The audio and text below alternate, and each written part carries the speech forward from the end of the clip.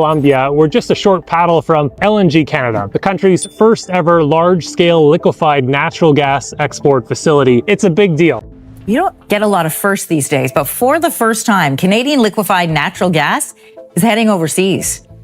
Fuel from the LNG Canada export terminal in Kitimat, BC, is now sailing towards demand is. In the case of LNG, Asia's the primary market, but now Europe, with the loss of Russian gas, is also a significant market. So, June 30th, 2025, Canada pulled the plug.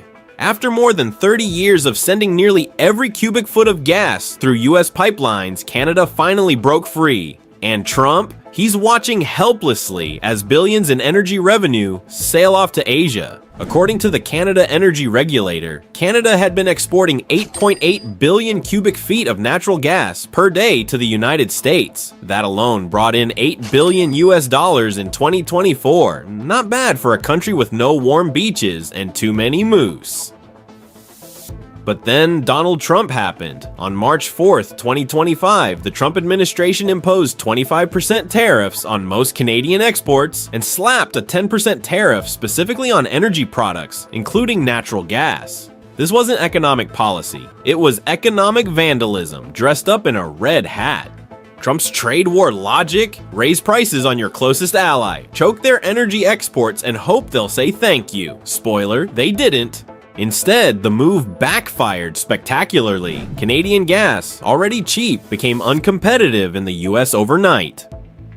Canada's AEO index was averaging $0.714 per million BTUs, while US gas at Henry Hub was clocking in at $3.746 per million British thermal units, more than 5 times higher. Add Trump's 10% tax and suddenly Canadian gas wasn't a bargain, it was a liability. Pipelines stalled, contracts crumbled, and American energy buyers, they had to pay more or look elsewhere. Meanwhile in Asia, ears perked up. China, Japan, and South Korea, all desperate for clean and cheap LNG, saw Canada's exit from US pipeline dependence as their golden moment. And on June 30th, 2025, history was made. Canada shipped its first LNG cargo directly to Asia, cutting out Washington, cutting off tariffs, and cutting Trump's ego down a size. The gas log Glasgow was loaded, launched, and bound for markets that actually pay and don't play games. While Trump stood there with empty hands and a full Twitter draft folder, Canada opened an entirely new chapter, one where it sells to Asia, skips the tariffs, and sidesteps the chaos in Washington altogether. Before we continue, click subscribe below. We don't sugarcoat, we don't protect politicians, we expose what others won't. But here's the real kicker. This wasn't some one-off victory lap. This was just the beginning of a strategic shift that could change the global energy map. Canada's $40 billion play isn't just about natural gas. It's about economic sovereignty, tariff-proof trade routes, and replacing America as Asia's energy darling. So the question becomes, what massive infrastructure allowed Canada to pull this off so fast, and how many billions are riding on it? Stick around, because once you see what's fueling this pivot, you'll realize Trump didn't just start a trade war. He may have handed Canada the win of the decade. When Trump thought he could corner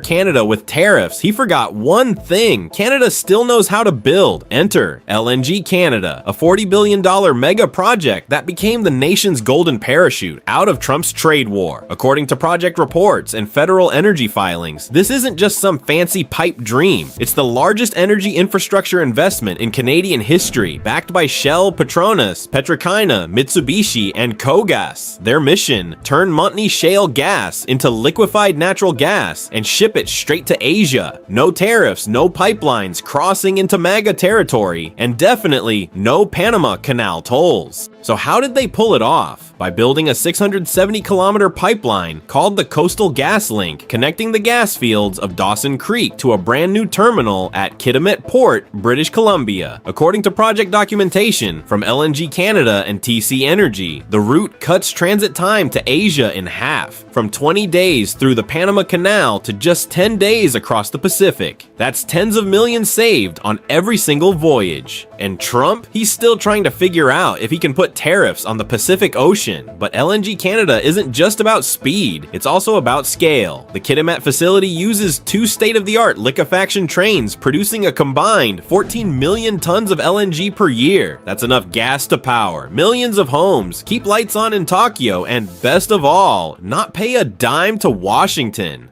On the environmental front, the plant runs on British Columbia's clean hydroelectricity, which, according to the BC Energy Regulator, gives LNG Canada one of the lowest carbon footprints among LNG exporters worldwide. Even the critics are impressed. Why? Because this wasn't built on the backs of Canadian taxpayers alone. Over 5.88 billion Canadian dollars in contracts have gone to local companies and the Haisla Indigenous community, according to LNG Canada's Indigenous Relations report. Not just that, Haisla contractors got equity stakes in the Coastal GasLink pipeline itself. In other words, this isn't trickle down, it's buy-in, build up, and cash out, all while preserving land, culture, and self-determination. And just in case you thought this was all feel-good fluff, here's the business case.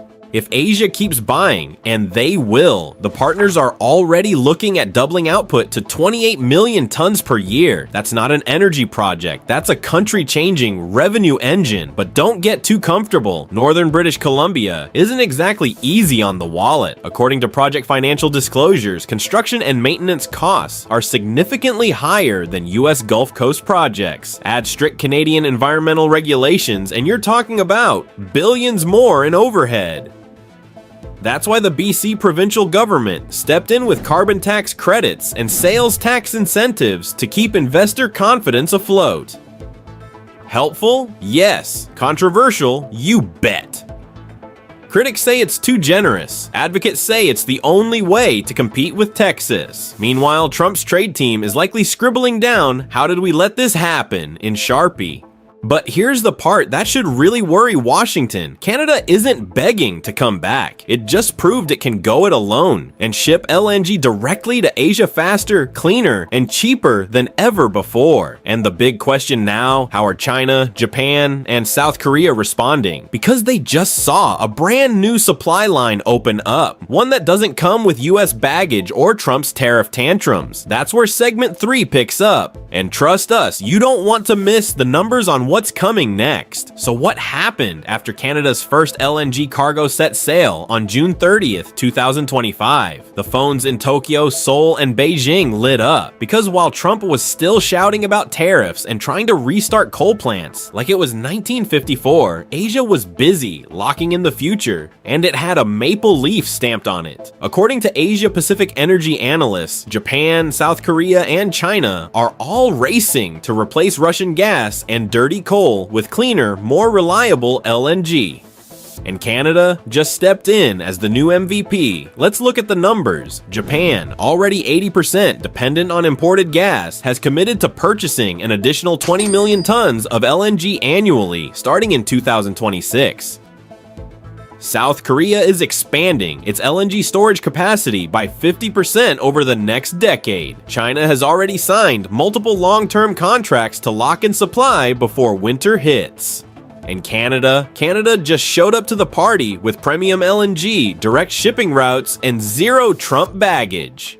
That first shipment aboard, the Gaslog Glasgow, it carried 2.66 million tons of LNG, and it didn't have to detour through the Panama Canal, meaning it cut shipping time from 20 days to just 10. That saves tens of millions of dollars per voyage, according to shipping cost models from the International Gas Union. And this wasn't a one-off. Starting in 2026, LNG Canada plans to operate over 170 voyages per year to Asia. That's not a test run, that's a full-blown maritime pipeline. Here's the kicker. Before Trump's tariff war, nearly 100% of Canada's gas exports, about 8.6 billion cubic feet per day, went through US pipelines, according to the Canada Energy Regulator. But after the 10% tariff, US sale prices spiked, contracts froze, and Canada knew it needed out. Now, Canada is no longer chained to US pipelines or Washington's mood swings. It has a direct line to Asia's booming demand and a new seat at the global energy table. But success brings its own challenges. The LNG Canada team is already weighing a second phase to double capacity from 14 to 28 million tons per year, putting Canada among the top 5 LNG exporters globally, right alongside Qatar, Australia, and yes, the very country that tried to tariff them into submission.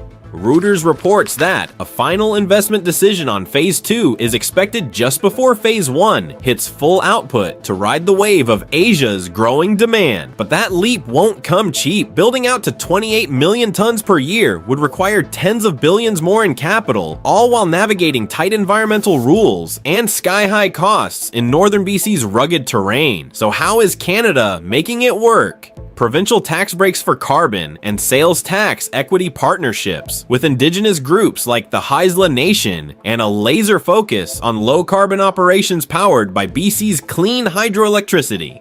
It's working. Canada is now earning top marks from Asian buyers for price stability, short shipping times, and clean tech leadership. And Trump, he's still figuring out how Canada stole gas that was never his in the first place. But here's the cliffhanger no one can ignore. Will this energy coup wake up Washington, or will Trump double down and launch a fresh round of tariffs, this time against a neighbor who no longer needs him? And even more critical, can Canada hold its lead against energy giants like Qatar, the US, and Australia? Because Phase 2 isn't just a business move, it's a geopolitical gamble. Massive capital, strict regulations, global competition, all of it converging right now. So, what do you think? Will Canada take the LNG crown or get crushed under its own ambition? Let us know in the comments. And don't forget to subscribe to Civic Chatterbox and hit the bell, because this story, it's just getting started.